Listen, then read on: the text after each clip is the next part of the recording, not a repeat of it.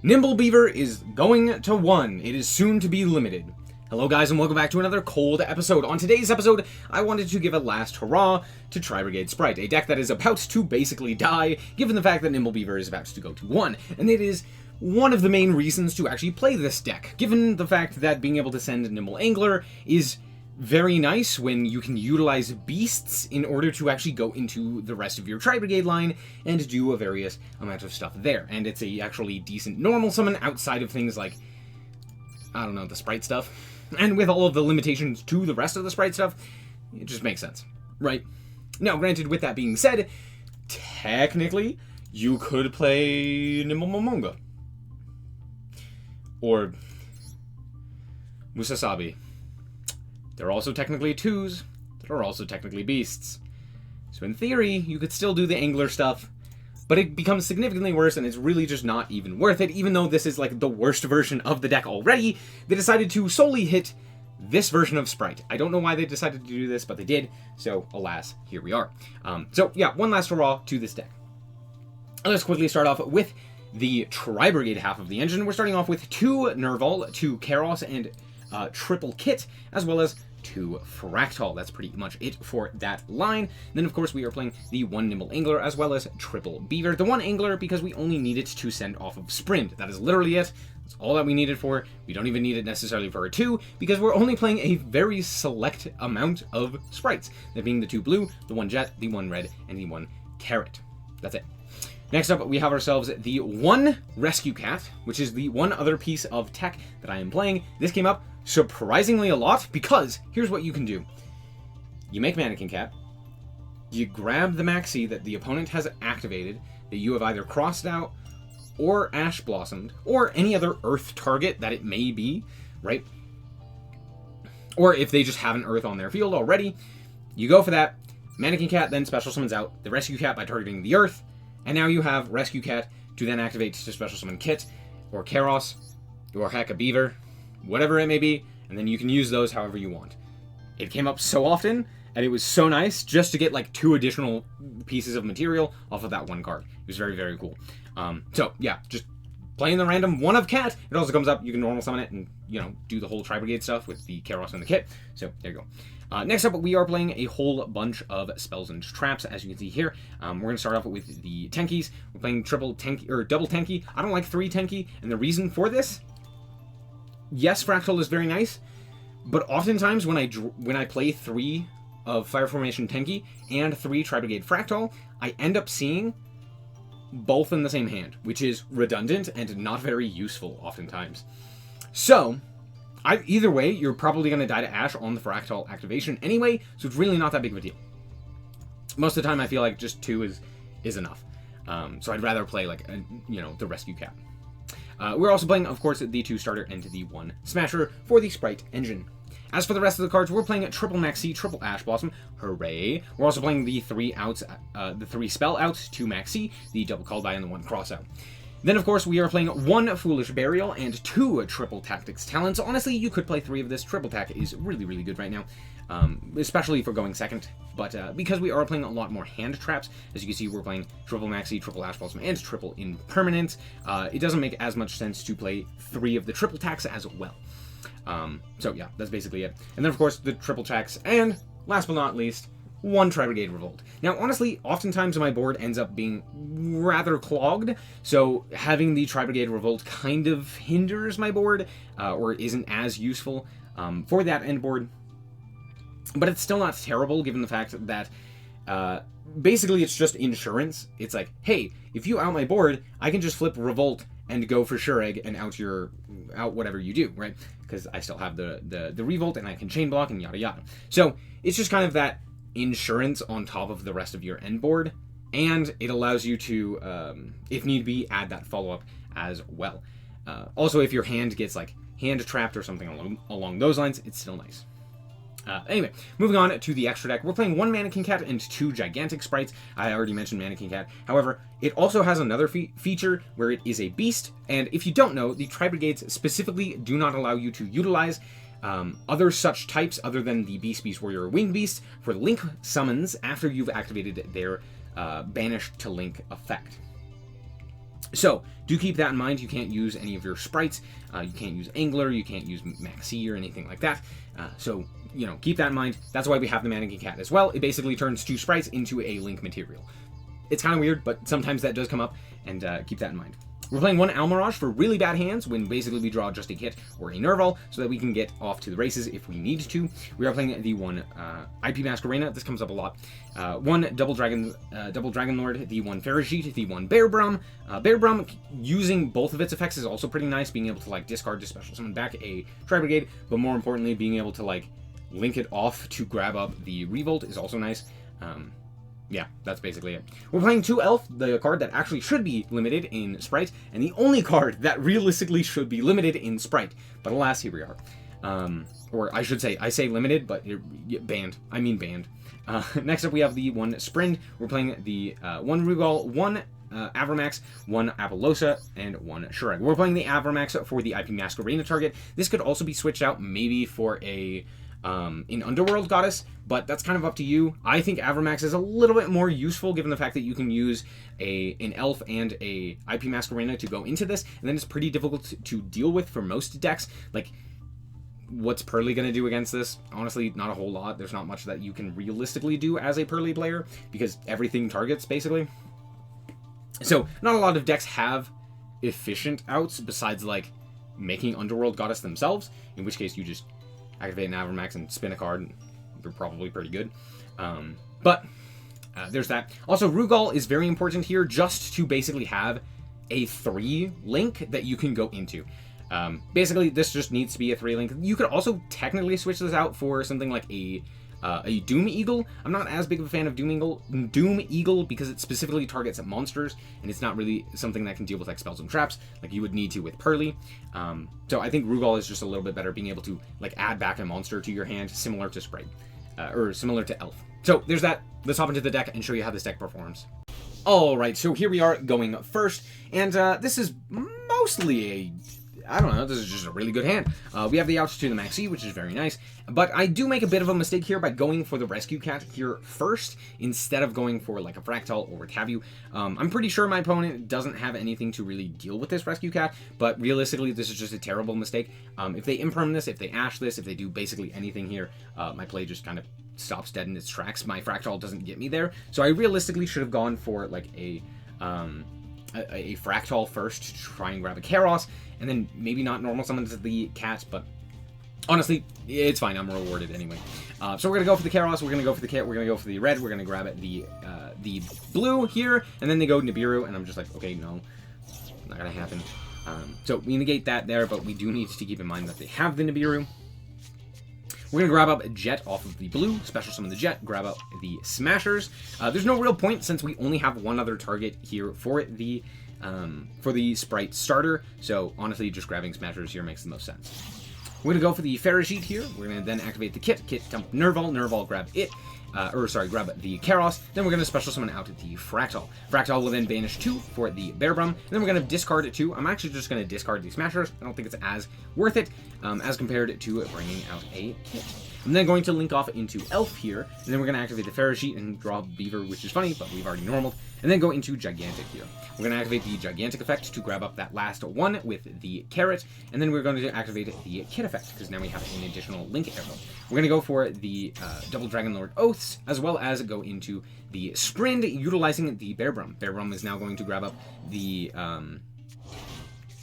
Revolt. We're going to put back the Ash, and we have the Red, the Carrot, 2 targets for them. We have the Sprint effect as well, and then we have the Double Dragon Lords, as well as Elf. So, you know, feeling pretty good. My opponent is going to start off here with revealing that they are on Makonko by activating the Preparation of Rites to grab Ohime. Fun. They're going to go and activate the Ohime, and I'm like, sure, I allow it. I realistically shouldn't have. I got a little bit greedy with the Sprint. I was like, I want to use the Sprint. But realistically, I should have just immediately been like, no, Ohime, you don't get to do that. Because that's obviously the negate. If I negate that and pop it, it's fantastic, but alas. Then they go for the Water Arabesque. Again, I should have negated this. Of course, they can special summon from the deck, and of course, they go for the Huli, which then prevents me from targeting, which basically turns off both of these guys. So yeah, a bit of a mistake on my part. But I was like, honestly, I don't really know much more that I can do in this situation. I'm gonna negate here, just... I don't want them to grab a thing. Yeah, no Makonko Trap for you. Even though I still have this, I do need to negate. And here, out comes Hidden Armory. Now, what's funny is they actually send the double-edged sword, which is very funny. But if they're playing, like, a second one, they can still OTK me here, which I'm like, okay, that's not allowed, just not gonna happen. So I end up tributing off my monster. I'm also trying to set up for the Revolt, so that I have the ability to go for Revolt and banishing with Shureg. Anyway, my opponent is going to go and activate the Fire Dance in order to grab up the Hurrah, and then they're also going to equip the Makonko Dance, whatever, I don't really care. They end up getting rid of my what is it, Gigantic, which is very, very funny. I'm like, okay. And then I make a bit of a mistake. I special summon back 3 names, and I don't special summon back the Farajit. This is a bad play on my part, because now I can't go Shureg. The plan here was to go Shureg and to banish the Hurrah, because now they can't really do anything, and the Shureg is basically able to do something here. However, I make a bit of a misplay, and I actually go for the 3 material instead of grabbing up the Link 2 that I had properly summoned, and now I can go for the Rugal. But ultimately, it's still fine. I still have the Rugal, and I know that they're not going to be able to kill me unless they have something random here that they can actually go for. Yeah, there really wasn't anything that they could do there unless they had the quick play ritual, which I would have imagined they would have already used. But alas, we're just going to go and grab back that Karos. And now at this point, this game is basically over. I can make the Shureg and then the game ends. So yeah, there's that. We're going to go for the kit here. We're going to banish 1, 2, 3, 4, and that allows us to go for Shureg. Hooray! My boy! There he is! Out comes Shureg. We're going to activate the effect. We're going to banish the Hurrah. And at this point, the game is over because now I can just bounce that back to the hand, and I have lethal on field, but I decide to link away my monsters. I could have just switched this guy to attack, and that was I think like 600 over lethal, but I don't. And then I go elf here and bring back the blue with no targets, and I'm like, oh crap! Luckily, I can exit into Mannequin Cat, and this is exact lethal. So, whoops, bit of a mistake. But alas, having the elf here as well is insane follow-up, because I basically just bring back a Beast Warrior Winged Beast off of the elf, and then I'm able to banish with Shureg. So, pretty nice there. Somehow I won that. Alright, here we are once again going first, and once again with a pretty good hand. Blue and Jet is pretty nice, but a Blast! Max C. Oh, what are we gonna do? And it's Labyrinth. Okay. Pitching Driver, by the way. Driver in hand, let's go. So out comes the Chandelier. They're going to set the Welcome Labyrinth, and I go, okay, obviously I know what I'm taking here. Obviously they have the big Welcome if they're going for the Welcome Labyrinth here, so yeah, of course there it is. But they also had a Labyrinth. So if I keep the Labyrinth for them, they just go activate the big Welcome, pop a card, or activate the regular Welcome, pop a card, and then they get to go like off and do whatever the frick they want. So I actually have to take the Field Spell. Because I'm like, okay, I can deal with just a single monster being summoned, and whatever they end up drawing. So I'm like, okay, that's fine. Yeah, you can have it. So they're going to go for the Ariana here. They're going to activate the Ariana. I'm like, no, that's not allowed. We're going to go for the Imperm. Also, yes, I technically could have gone like blue and summoned Jet and yada yada, and I could have played into the Maxi. I'm just not going to do that. I know it's Labyrinth. I know that they don't really have anything. So I'm just like, okay, I'll just wait. It's fine. And yeah, they set 2 and proceed to the battle phase. I'm like, oh gosh, okay. I can do this. There are plays. It's fine. That back row is not going to be anything. And then they reveal it was something. It was a Welcome Labyrinth. And I'm like, okay, I think I just lose. I don't think that I can do anything. I do draw the Imperm, which is nice, because at the very least here, they're activating this during the standby. So I'm basically like, okay, the hand rip is just the Imperm. So I still get the guaranteed blue and Jet, which is pretty decent, but not insane. They're going to grab the Dimensional Barrier here, and I'm like, okay, whatever. That's such a terrible get there. I don't know why we're grabbing that, but whatever. They're going to grab back the Lady, and they're going to activate the Lovely as well as the Ariana. And they're going to activate the Welcome Labyrinth that they have engraved, as well as the Chandelier, so, but it's fine. I still get to Imperm the Lovely, and guarantee that I have these 2 cards. So I'm going to normal summon the Jet and special summon the Blue so that I can grab an additional material. Yes, I could technically do that with Jet as well by grabbing Starter, but the difference is that Starter doesn't actually do anything for me here, whereas the Blue grabbing an additional body actually does because it prevents me from being locked into 2s. However, it doesn't matter because my opponent has Kuklok. They ripped off the top Kuklok with Ariana. That's insane. Of course. I'm going to go normal summon the Jet. They're obviously going to activate this to call Xyz, and I'm like, oh my gosh, okay. So now I have to do this without Mannequin Cat, nor Gigantic Spright. Not exactly great, but that's fine. I grabbed the carrot here, no real reason. I just decided to. We're going to go for the elf here. Activate the effect of the elf. We're going to special summon back the Jet. Jet now has the ability to activate its effect in order to grab up the Smashers. Fantastic. I'm then going to go for the Sprint, and I know what you're saying. Why are we going Sprint? We can't go Gigantic. Trust. We're going to go for the Sprint here. We're going to activate the effect of dumping the Angler. There is a different option that I could have gone for. Like, potentially I could have gone for send Kit, send Nerval, grab Karos or something like that, and just kind of prey on these 2 cards. But honestly, I just don't think that that's reasonable. So we're going to go for the Sprint here to go for IP Masquerena. And now I'm actually going to go for Smashers. Sounds weird? Trust. We're going to go for the Smashers. We're going to banish the Jet. And I know... Why are we banishing Jet? We still have 2 starters. Well, Blue is just the same thing as the starter. And we're going to banish the back row, which is the Welcome Labyrinth, which we know, but I kind of can't deal with the back row nearly as well as I can deal with the monsters. However, my opponent decides to make the dumbest of plays, leak off their entire board, and go for Underworld Goddess. What are we doing? I do not know. It still wins them the game, but alas, away goes my IP Masquerena.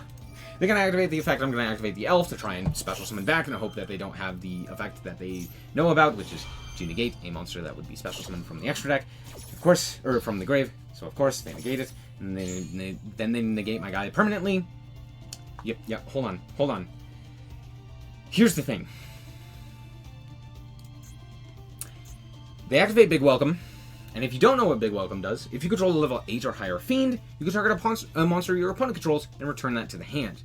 However, if you don't, you target one of your own monsters and return it to the hand. So, this does nothing. This is actively getting rid of one of their monsters. However, it doesn't matter. It doesn't matter, because we know that they have a Chandelier in hand. All that they have to do here is go Chandelier for a Big Welcome, summon the Lady, then, on my turn, Lady is just a body, but also you then get to reset the Welcome, you get to add, or you probably have already special summoned the Kuklok, or you could have added it to your hand as well, depending on what you wanted to do. You could also then have access to the Chandelier as well, which would have been added back to your hand off of the Lady being summoned and bounced back to the hand. There's a lot more that you could have done here. But of course, none of that is going to happen because my opponent's Shame concedes. I had nothing. I would have had to have drawn Kit there to do anything.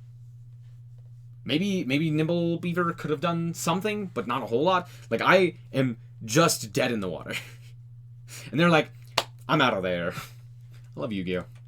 Alright, once again, going first, cross out, Ash Blossom, full combo. Somehow I drew Blue and Jet again. Well, you know what we're going to do. We're going to normal summon the Jet, we're going to special summon the Blue, and... Shifter. Well, there's at least something we can do here. We're going to grab up the red, and I go, okay, I'm going to go Gigantic Spright here. I'm going to activate the effect of the Gigantic Spright. Now, I did play this incorrectly, because if they have an Ash Blossom, I do just kind of die. But I do have the cross out, so I'm playing a little loosey-goosey.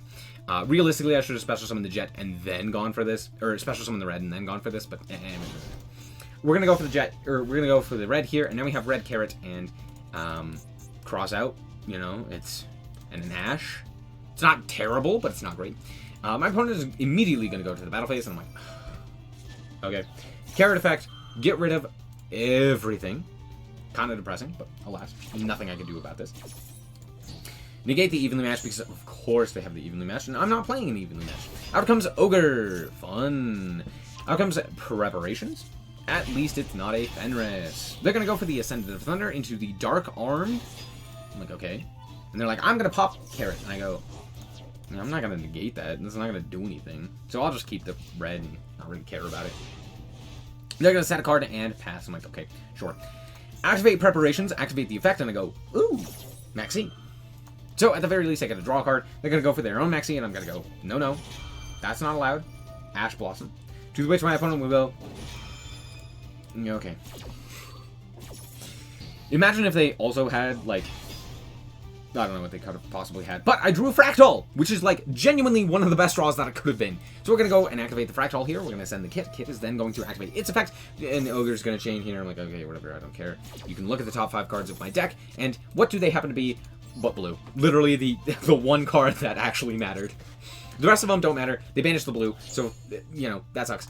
But it's fine. We're going to dump the Nerval effect is going to grab Karos, and now we have a normal summon. So we're going to normal summon the Karos, we're going to activate the effect, and we're going to banish 2. That's right, we're going to go for the Faragite. And the reason I go for the Faragite is because it allows us to go for Elf, and have, like, a target. So yeah, we're going to go for the Kit here, and then activate its effect in order to go for the Double Dragon Lords. I'm then going to Exi off into Mannequin Cat. And this is what I mentioned previously with being able to go for the Rescue Cat. So we're going to bring back the Maxi. We're going to activate the Maxi, or target the Maxi, and special summon out the Rescue Cat. Rescue Cat then goes for the Karos and the Kit, and then link those off into a Sprind. Sprind will then activate its effect in order to go and send the Angler. Angler will then go and activate its effect to grab both of the Nimble Beavers. I'm actually going to use one of the Nimble Beavers in order to go into Gigantic Spright, and then I'm going to activate the effect of the Gigantic Spright to summon the other Nimble Beaver and go for an IP Masquerade.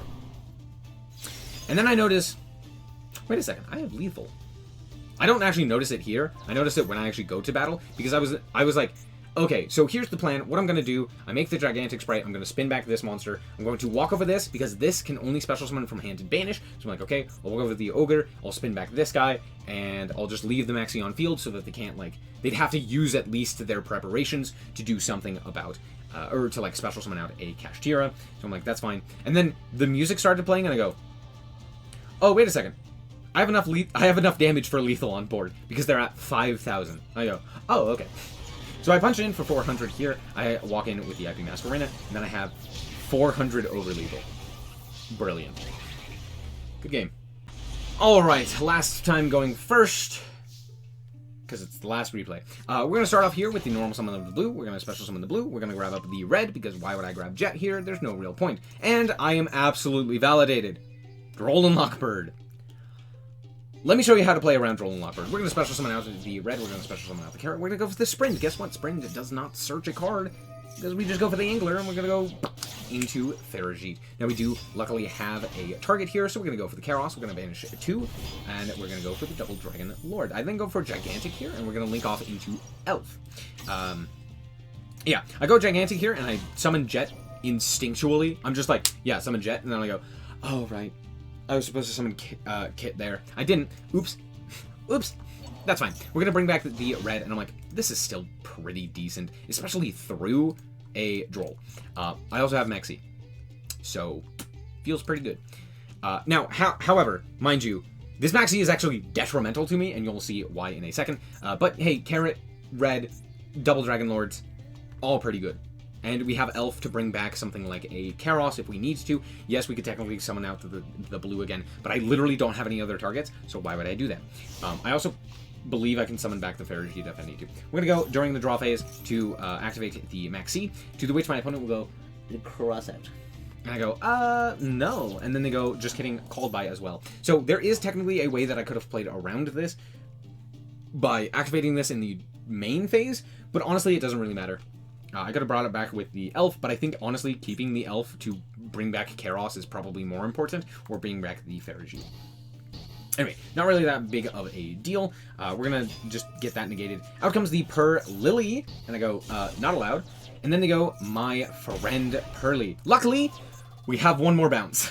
We have one more interaction, which happens to deal with the my friend Pearly. So we're going to go and bounce that back to the hand. And of course, they have the quick play, praying that they get something off of this Pearly. If they see happiness, they win the game on the spot right then and there. If they do not see happiness, the game could continue, but it does still have to be something like a quick play that allows them to actually go into something. If they see nothing, or if they see a Stray Street or a My Friend Pearly, they do lose. So this is a big gamble, and it doesn't work. Oh no! To be fair, they played that about as brilliantly as they could have, but alas, there you go. Alright, we're back with the deck, and in all honesty, I still love Tri-Brigade Spright, and it's a thoroughly enjoyable deck, and I will probably continue to play it until the ban list hits, and then I won't play it because Nimble Beaver, I will miss you. And I'll just probably play, like, Tri-Brigade Literalisk, because it's still very good. All things considered, though, I do still think that this deck is very strong. I think it's probably the worst version of Spright, but honestly, there are so many different variants of Spright that are very, very strong, and this is definitely up there. I think this is one of the most slept-on versions of the deck, or at least it has been for a while. There's just a lot that it can do, and that it can force out. Its end boards are pretty unique in the way that they interact. It's not just a whole bunch of, like, negates. I guess it kind of is. Sometimes you can make Apo, but it's not all that common. But yeah, I mean, Revolt is a really powerful card, and not a lot of people are prepared for a Sure Egg on the opponent's turn. So, yeah, that's basically it. I don't really have anything else to say that I haven't already said about Tri-Brigade like a million times. So, there you go. Anyway, thank you guys so much for watching. I hope that you guys did indeed enjoy. If you did, I like us very much, so appreciate it. And if you want to check out more content like this, as well as more Yu-Gi-Oh!, then just be sure to subscribe. Anyway, thank you guys so much for watching, and remember to always stay frosty. Bye-bye. Shout out to the Frost Guard, my members. Thank you guys so much for the support, and I hope you enjoy the content.